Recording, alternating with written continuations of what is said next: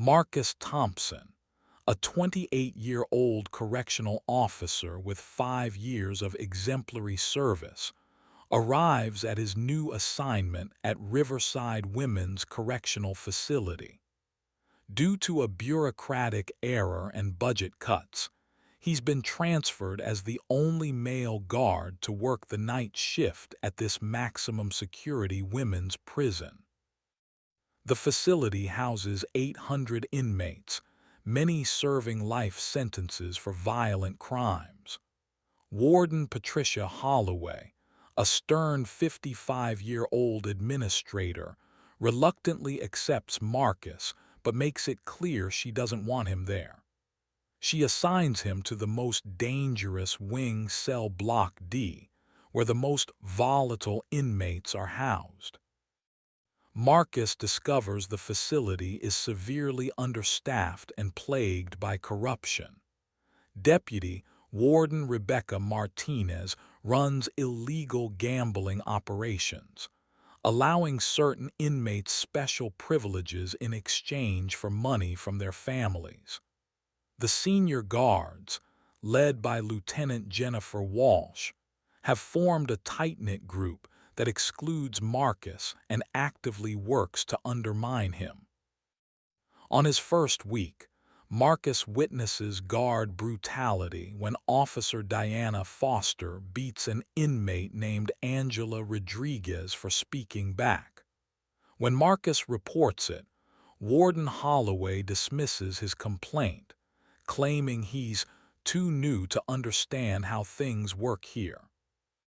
The inmates initially view Marcus with suspicion and hostility. Several threaten him, including Vanessa "Viper" Johnson, the unofficial leader of Cell Block D who's serving life for armed robbery and assault. However, Marcus notices that many inmates are genuinely afraid not of him, but of the corrupt guards who abuse their power. The part ends when Marcus discovers that several inmates have been sexually assaulted by male contractors who come in for maintenance work, but their complaints have been systematically ignored or covered up by the administration. Marcus attempts to document the abuse and corruption he's witnessing, but his efforts are blocked at every turn. When he tries to file official reports, they mysteriously disappear from the system.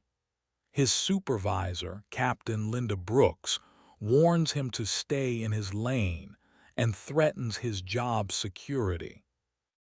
The situation deteriorates when a new inmate, 19-year-old Ashley Thompson, no relation, arrives after being wrongfully convicted due to prosecutorial misconduct.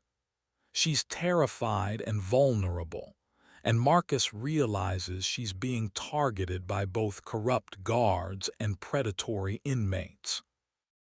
Deputy Warden Martinez approaches Marcus with a proposition: turn a blind eye to her operations, and she'll make sure he gets transferred to an easier position.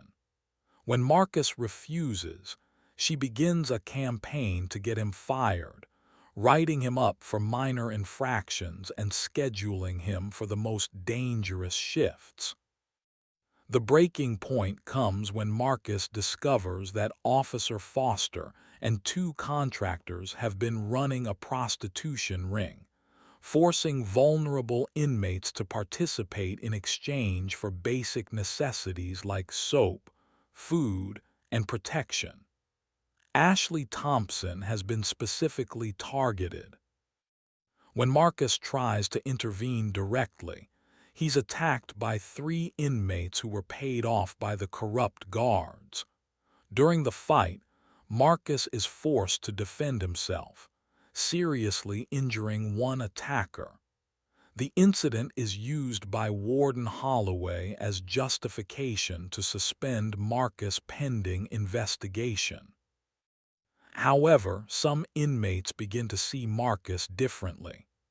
Vanessa Johnson, who initially despised him, realizes he's the only guard who's ever tried to protect them rather than exploit them.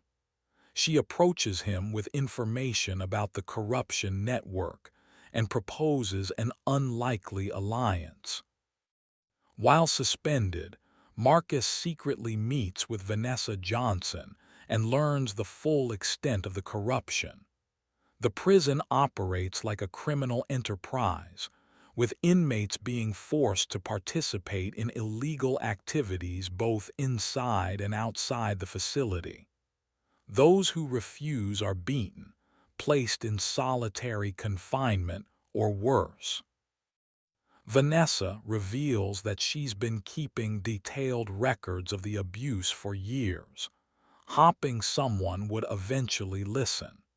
She's organized a network of inmates who document everything, but have been too afraid to speak out because previous attempts resulted in brutal retaliation.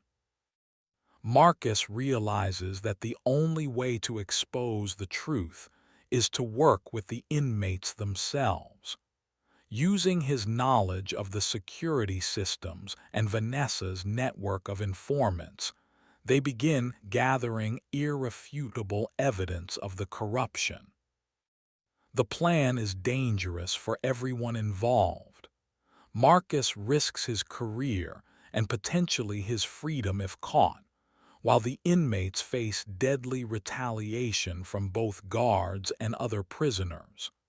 They must work carefully, communicating through coded messages, and using the prison's own surveillance blind spots against the corrupt administration. Their first major success comes when they document Deputy Warden Martinez accepting a large cash payment from a contractor in exchange for access to inmates. They also gather testimony from multiple victims and photographic evidence of injuries sustained during beatings. However, their activities don't go unnoticed. Officer Foster becomes suspicious and begins investigating Marcus's activities during his suspension. She discovers some of their communications and realizes that inmates are working with him. The situation becomes critical when Ashley Thompson is brutally beaten and hospitalized after refusing to participate in the prostitution ring. The attack was meant to send a message to other potential witnesses, but it only strengthens Marcus and Vanessa's resolve. They realize they need to act quickly before more inmates are hurt or killed. Vanessa suggests a bold plan: orchestrate a peaceful protest that will draw media attention to the facility while simultaneously delivering their evidence to federal authorities. Marcus and Vanessa's network execute their plan during a routine morning count. Instead of the usual chaos and violence that characterizes the facility, the inmates engage in a coordinated, peaceful protest, refusing to return to their cells and demanding federal investigation into the abuse. The protest is carefully orchestrated to avoid giving the administration any excuse for violent retaliation. The inmates remain calm and non-threatening while clearly articulating their demands for justice. Vanessa, despite being a convicted felon, emerges as an eloquent spokesperson who commands respect from both inmates and media. Meanwhile, Marcus delivers comprehensive evidence packages to the FBI, State Attorney General's office, and major news outlets simultaneously. The evidence includes financial records, photographs, video footage, witness testimonies, and detailed documentation of the corruption network. The story gains national attention when news breaks about the prison reform protest, at Riverside Women's Correctional Facility. Initially, media coverage focuses on the unusual nature of a peaceful inmate demonstration, but it quickly shifts when the extent of the corruption is revealed. Warden Holloway attempts damage control by portraying Marcus as a disgruntled employee and the inmates as manipulative criminals, but the evidence is overwhelming. Federal investigators arrive within hours, and several staff members are arrested on the spot. Deputy Warden Martinez attempts to flee, but is arrested at the airport with over $200,000 in cash. Officer Foster and her accomplices are charged with multiple felonies including sexual assault, conspiracy, and civil rights violations. The investigation reveals that the corruption extended far beyond Riverside, involving state officials and contractors across multiple facilities. What started as Marcus's individual stand against injustice becomes a catalyst for statewide prison reform. In the aftermath, Marcus is vindicated and offered his choice of positions within the correctional system. However, he chooses to leave and becomes an advocate for prison reform, working with organizations that investigate institutional abuse. Vanessa Johnson's case is reviewed as part of the investigation, leading to the discovery of prosecutorial misconduct in her original trial. While she doesn't receive a full exoneration, her sentence is reduced, and she becomes a powerful voice for prisoners' rights.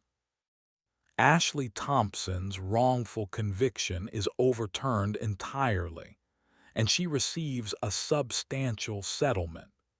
She uses the money to attend law school and eventually becomes a criminal defense attorney specializing in wrongful conviction cases. The story concludes with Marcus testifying before a congressional committee on prison reform, reflecting on how one person's decision to stand up for what's right can create ripple effects that lead to systemic change.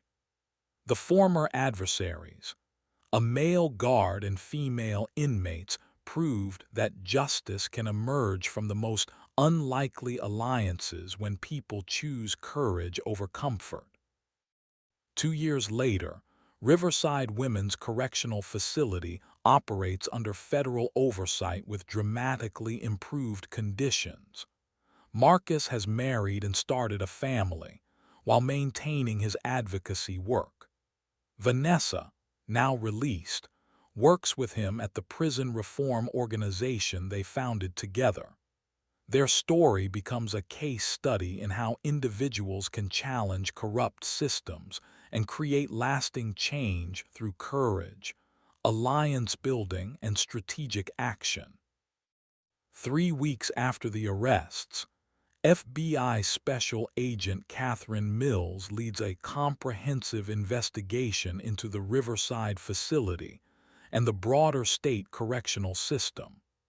Marcus finds himself as the key witness, spending countless hours in federal offices providing testimony and helping agents understand the complex web of corruption he uncovered. The investigation reveals that the corruption network extends far beyond what Marcus initially discovered. Financial records show that over $2.3 million was embezzled from the prison system over 5 years through fake contractor payments, inflated supply costs, and kickback schemes. The prostitution ring generated additional illegal revenue that was split between corrupt guards and outside accomplices. During his testimony, Marcus learns that his original transfer to Riverside wasn't bureaucratic error at all. Internal emails reveal that Deputy Warden Martinez specifically requested a male guard who could be easily manipulated or discredited if he discovered their operations. His clean record and relative inexperience made him seem like the perfect patsy. Vanessa Johnson becomes an unlikely star witness, her detailed records proving invaluable to prosecutors. Despite her criminal background, her intelligence, organizational skills, and comprehensive documentation impress federal investigators. She testifies via secure video link, as death threats from remaining corrupt inmates make her physical presence dangerous. The investigation uncovers additional horrors. A medical scam where inmates were charged for basic health care while receiving substandard treatment. A commissary fraud where families were overcharged for items their loved ones never received. And evidence that some inmates were deliberately kept in the system longer than their sentences required to maintain workforce numbers for prison labor contracts. Marcus struggles with the psychological toll of reliving the trauma while maintaining his normal life. His wife, Jennifer Thompson, notices his increasing anxiety and insomnia. She convinces him to seek counseling, where he processes not just the corruption he witnessed, but his guilt over not acting sooner and fear about the targets on his back from remaining corrupt officials. The media attention intensifies when investigative journalist David Rodriguez publishes a series of articles detailing the scope of the corruption. Public outrage grows as citizens learn how their tax dollars funded a criminal enterprise that brutalized vulnerable women. Protests emerge outside the state capitol, demanding comprehensive prison reform. However, not everyone wants the truth exposed. Marcus receives threatening phone calls and finds his car vandalized. Someone breaks into his home while he's at work, though nothing is stolen, a clear intimidation message. The FBI provides temporary protection, but the stress affects his entire family. The investigation faces significant pushback from powerful interests. State corrections officials attempt to limit federal access, claiming jurisdiction issues. Private contractors named in the investigation hire expensive legal teams to challenge evidence gathering. Political figures who received campaign contributions from these contractors suddenly question the investigation's necessity. Vanessa faces retaliation from inmates still loyal to the old system. Someone puts broken glass in her food, and she's attacked in the shower by 3 women who received commissary credits for the assault. She's moved to protective custody, but isolation takes its psychological toll. The part concludes when Agent Mills informs Marcus that their investigation has identified potential corruption in 12 other facilities across 3 states. What began as exposing abuse at one prison has revealed a systemic cancer throughout the entire correctional system. Marcus realizes his fight for justice is just beginning. 6 months after the initial arrests, the first major trial begins. Former Deputy Warden Rebecca Martinez faces federal charges including conspiracy, money laundering, civil rights violations, and racketeering. Her trial becomes a media sensation, with cameras capturing every moment of the proceedings. Marcus takes the stand as the prosecution's primary witness. Defense attorney Michael Stevens attempts to discredit him, painting him as an ambitious guard who fabricated evidence to advance his career. Stevens argues that Marcus conspired with dangerous inmates to frame innocent staff members, exploiting his position to create false documentation. The cross-examination is brutal. Stevens questions Marcus's motives, his relationship with Vanessa Johnson, and his decision to work with convicted criminals rather than trust the chain of command. He suggests that Marcus's evidence was tainted by his collaboration with inmates who had every reason to lie about their treatment. However, prosecutor Sarah Williams presents overwhelming evidence that corroborates Marcus's testimony. Financial records, surveillance footage, recorded phone conversations, and testimonies from multiple sources create an undeniable picture of systematic corruption. The defense's attempts to discredit Marcus only highlight the courage required to expose such entrenched wrongdoing. Vanessa testifies remotely from protective custody, her composed demeanor and detailed knowledge surprising many observers. Despite defense attempts to portray her as a manipulative criminal, her testimony is compelling and consistent. She presents her meticulously kept records, explaining how she documented abuse for years while hoping someone would eventually listen. The trial reveals new disturbing details about the extent of the abuse. Dr. Patricia Coleman, the prison's former medical director, testifies about pressure to minimize injuries and avoid creating documentation that could implicate staff. Maintenance worker Robert Jackson describes being forced to install hidden cameras in shower areas and being threatened when he objected. Former inmates testify about the climate of fear that pervaded the facility.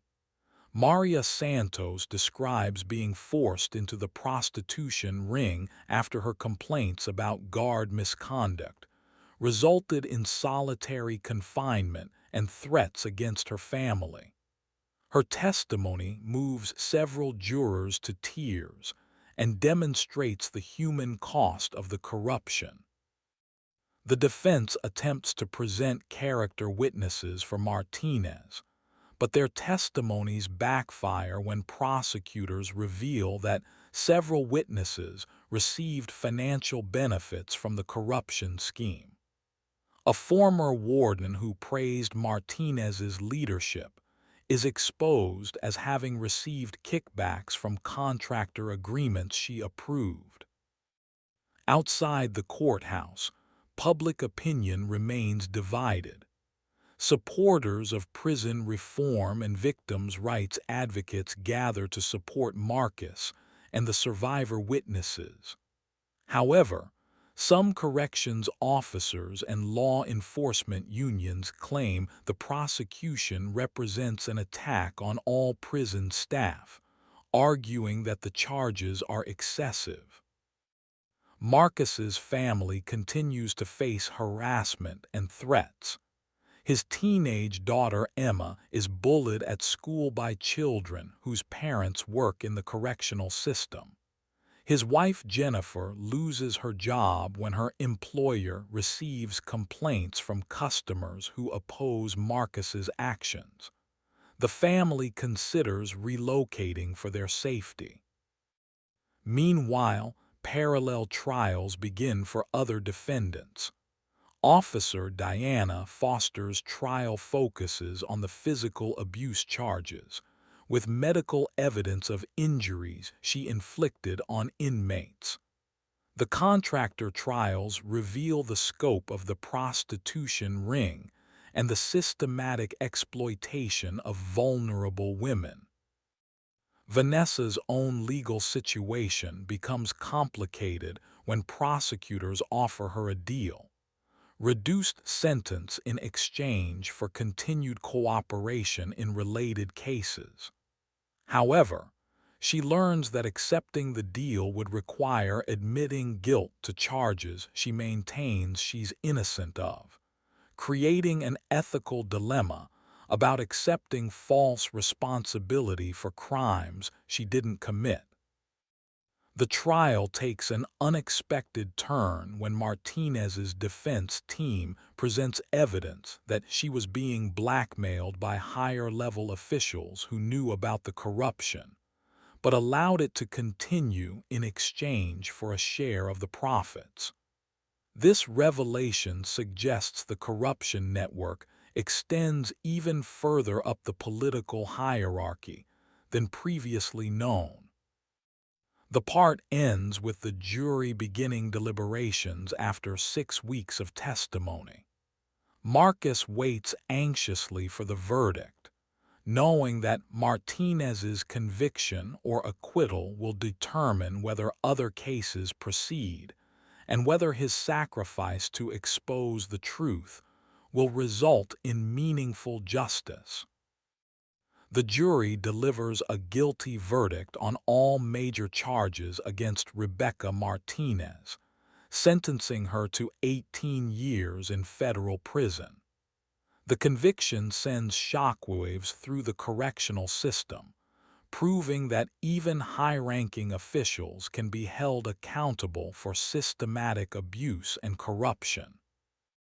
However, victory comes at a steep personal cost for Marcus. The stress of the investigation and trial has strained his marriage to the breaking point. Jennifer struggles with the constant media attention, financial pressure from her job loss, and fear for their family's safety. Their relationship reaches a crisis point when she suggests they should relocate and assume new identities to escape the ongoing threats. Marcus faces a difficult choice between his commitment to seeing justice through to completion and preserving his marriage and family stability.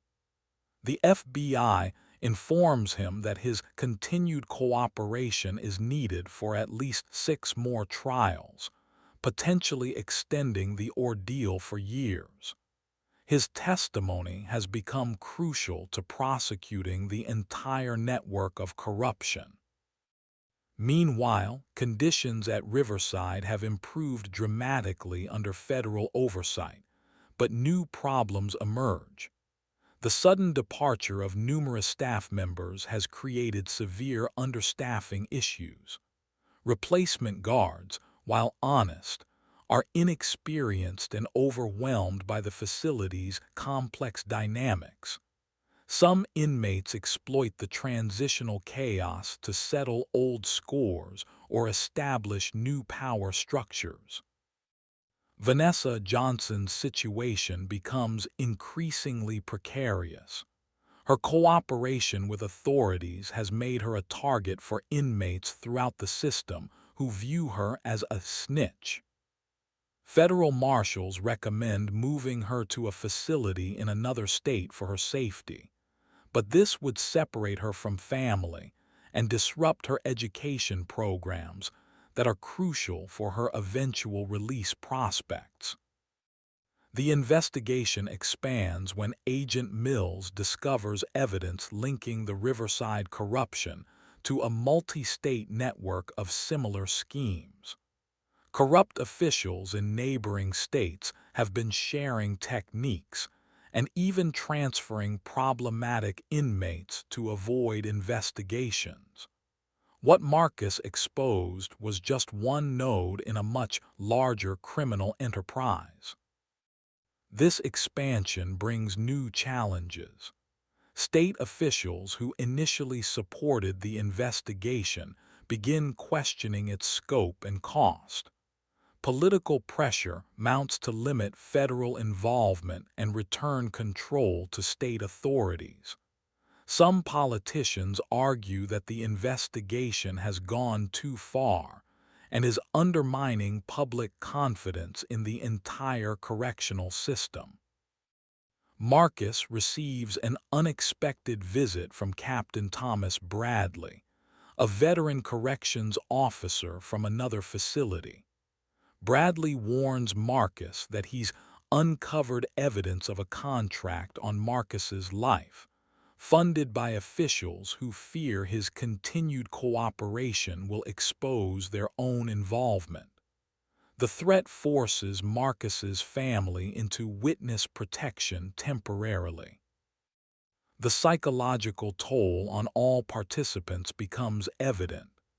Ashley Thompson, whose wrongful conviction case inspired much of Marcus's initial action, struggles with PTSD and survivor's guilt.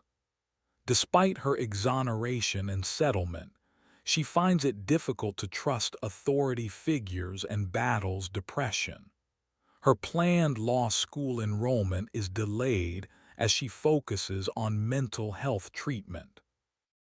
Dr. Coleman faces her own reckoning when medical board investigators review her conduct during the corruption period. While she wasn't directly involved in the financial schemes, her failure to properly document injuries and report suspected abuse violates professional ethics standards.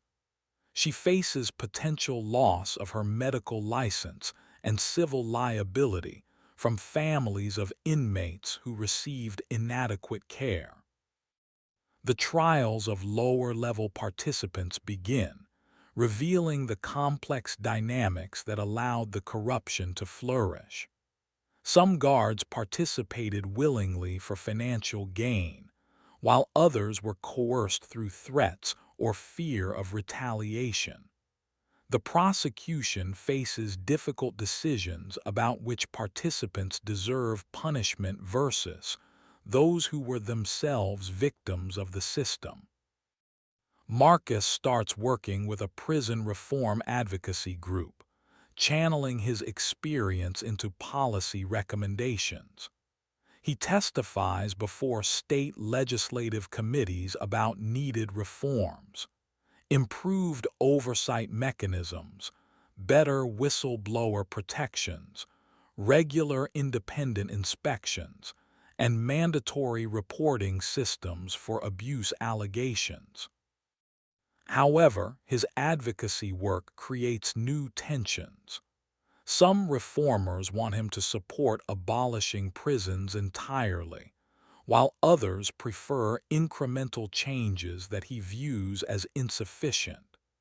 He struggles to find a moderate position that acknowledges the need for incarceration while demanding humane treatment and accountability.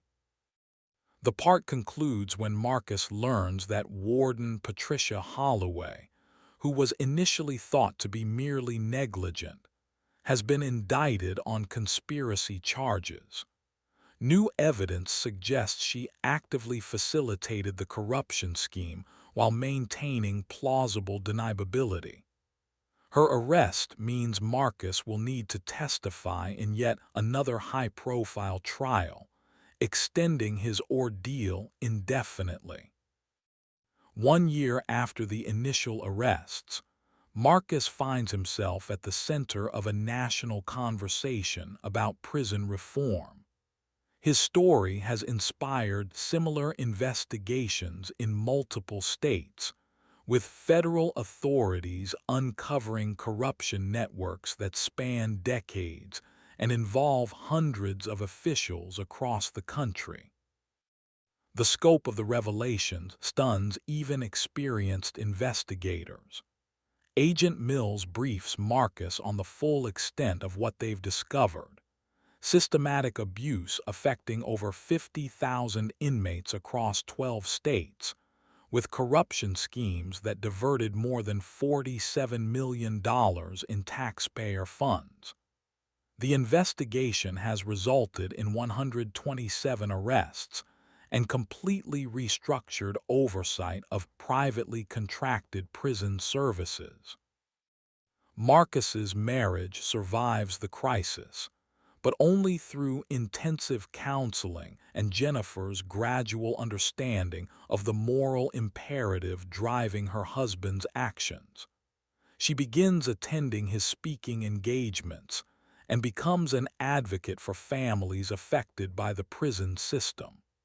Their relationship emerges stronger but fundamentally changed by their shared trauma and commitment to justice. Vanessa Johnson's transformation becomes one of the investigation's most remarkable outcomes. Her cooperation and leadership during the crisis leads to early release consideration. She's accepted into a prestigious university's criminal justice program, where she studies prison reform while completing her bachelor's degree. Her thesis on inmate self-governance becomes influential in academic circles. However, not all outcomes are positive. The investigation's revelations create a backlash among some law enforcement communities who feel unfairly targeted by federal oversight. Several states attempt to pass legislation limiting federal jurisdiction over state correctional facilities, arguing that local control is being undermined by overzealous prosecutors. Marcus receives both praise and criticism for his role in exposing the corruption. Victim advocacy groups honor him as a hero, while some correctional officer unions condemn him as a traitor who endangered prison security by working with inmates. Death threats continue, requiring ongoing security measures for his family. The legal battles continue with mixed results. While major figures like Martinez receive substantial sentences, some mid-level participants receive plea deals that victims' families consider inadequate. Political considerations influence prosecutorial decisions, with some cases delayed or reduced to avoid embarrassing powerful officials who enabled the corruption through negligent oversight. Ashley Thompson's recovery progresses slowly but steadily. She enters law school with a focus on wrongful conviction cases, determined to use her experience to help others trapped by prosecutorial misconduct. Her first case involves another young woman whose situation mirrors her own, creating an opportunity to transform personal trauma into meaningful advocacy. The investigation reveals broader systemic issues beyond simple corruption. Overcrowding, inadequate funding, poor training, and political pressure to maintain high incarceration rates created conditions where abuse became inevitable. Marcus testifies before Congress about these root causes, arguing that surface-level reforms won't prevent future corruption without addressing underlying structural problems. Dr. Coleman loses her medical license, but avoids criminal charges by cooperating with investigators and establishing a foundation focused on improving medical care in correctional facilities. Her case becomes a cautionary tale about how institutional pressure can compromise professional ethics, even among well-intentioned individuals. The media attention begins to fade as other stories dominate news cycles, but the policy implications continue to unfold. Several states implement comprehensive prison reform packages inspired by the investigation's findings. These include independent oversight boards, mandatory reporting systems, regular inspections by external auditors, and enhanced whistleblower protections. Marcus faces a personal crossroads when offered a high-level position in the federal corrections system, with responsibility for implementing new oversight protocols nationwide. The opportunity would provide significant influence to create lasting change, but would require relocating his family and accepting ongoing security risks from those who oppose reform. Vanessa's academic work attracts attention from policymakers and reform advocates. Her insider perspective on prison dynamics, combined with her analytical skills and communication abilities, makes her a sought-after consultant on reform initiatives. However, her criminal background creates obstacles when she applies for positions requiring security clearances. The investigation's ripple effects extend internationally, with human rights organizations citing the case as evidence of systematic problems in American corrections. Foreign governments express concern about conditions facing their citizens incarcerated in U.S. facilities, creating diplomatic pressure for continued reforms. The part ends with Marcus delivering a keynote address at a national conference on criminal justice reform, reflecting on how individual courage can catalyze systemic change, while acknowledging the ongoing work needed to ensure meaningful transformation. He emphasizes that exposure of corruption is only the beginning. Lasting change requires sustained commitment from citizens, officials, and institutions. 2 years after the initial exposé, Marcus Thompson has become reluctant face of prison reform movement across America. His decision to accept the federal oversight position has taken him to facilities nationwide, where he implements new protocols designed to prevent the corruption he uncovered at Riverside. However, he discovers that changing entrenched systems requires constant vigilance and political courage. At the Riverside facility, now operating under permanent federal oversight, conditions have improved dramatically, but new challenges emerge. The facility serves as a model for reform, with regular independent inspections, transparent reporting systems, and enhanced inmate services. However, operating costs have increased significantly, leading to political pressure to reduce federal involvement and return to state control. Vanessa Johnson graduates with honors from her criminal justice program and is accepted into a master's program focusing on correctional policy. Her thesis on inmate-led reform initiatives is published in a prestigious academic journal, establishing her credibility as a serious scholar rather than simply a former inmate. She begins consulting with reform organizations while navigating the complex dynamics of being a formerly incarcerated person in academic and policy circles. The legal battles continue with diminishing returns. While major figures received appropriate sentences, many mid-level participants have served minimal time through plea agreements. Some victims' families express frustration that justice remains incomplete, as financial restitution is limited, and many perpetrators have returned to society without meaningful accountability. Marcus's family has adapted to their new reality but continues facing ongoing challenges. His daughter Emma, now in college, writes her senior thesis on the impact of whistleblowing on families, drawing from her personal experience.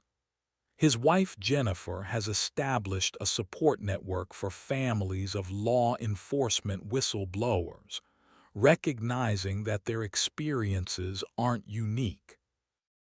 The investigation's impact extends beyond individual cases to influence national policy debates. Congressional hearings on prison reform reference Marcus's testimony and the Riverside investigation extensively. However, political gridlock prevents comprehensive federal legislation, leaving reform efforts largely dependent on state-level initiatives with varying degrees of effectiveness. Ashley Thompson passes the bar exam and establishes a legal practice specializing in wrongful conviction cases. Her first major victory involves overturning the conviction of James Mitchell, a man who spent 15 years in prison for a crime he didn't commit. Her success attracts media attention and additional clients, but she struggles with the emotional toll of repeatedly encountering prosecutorial misconduct. Dr. Coleman's foundation grows into a significant force for improving medical care in correctional facilities. Despite losing her license, her expertise in identifying and addressing systemic healthcare failures makes her valuable to reform efforts. She works with facilities nationwide to establish proper medical protocols and documentation systems that protect both inmates and staff.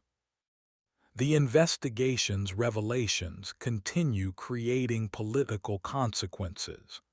Several politicians who received campaign contributions from contractors involved in the corruption schemes face electoral challenges. Some survive by embracing reform agendas, while others are defeated by opponents who effectively use the corruption scandals against them. Marcus faces new threats when his oversight work uncovers additional corruption networks in other states. His reputation as an effective investigator makes him a target for officials who prefer maintaining existing systems.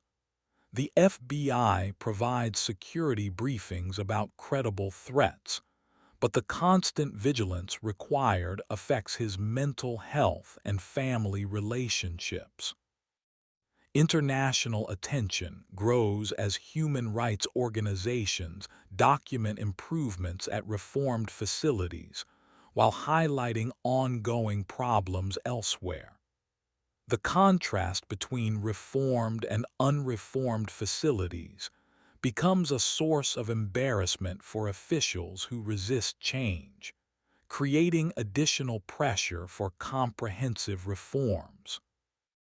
Vanessa's academic success opens unexpected opportunities when she's invited to address the United Nations Human Rights Council about prison conditions in the United States. Her articulate presentation, combining personal experience with scholarly analysis, receives international acclaim and establishes her as a global voice for prison reform. The investigation inspires similar efforts in other countries facing correctional system corruption. International law enforcement agencies seek consultation from American investigators about techniques for uncovering institutional abuse. Marcus finds himself advising foreign officials about implementing oversight systems and protecting whistleblowers. However, backlash against reform efforts intensifies among those who profit from existing systems. Private prison companies lobby aggressively against oversight regulations, while some law enforcement unions resist transparency measures they claim undermine security. Political debates over prison reform become increasingly polarized and partisan. The part concludes with Marcus receiving the John F. Kennedy Profile in Courage Award for his role in exposing the corruption and advocating for reform. The ceremony brings together many figures from the investigation, including Vanessa, Ashley, and Dr. Coleman, highlighting how individual courage can inspire collective action for justice. However, Marcus uses his acceptance speech to emphasize that recognition is meaningful only if it translates into continued commitment to protecting vulnerable populations from institutional abuse.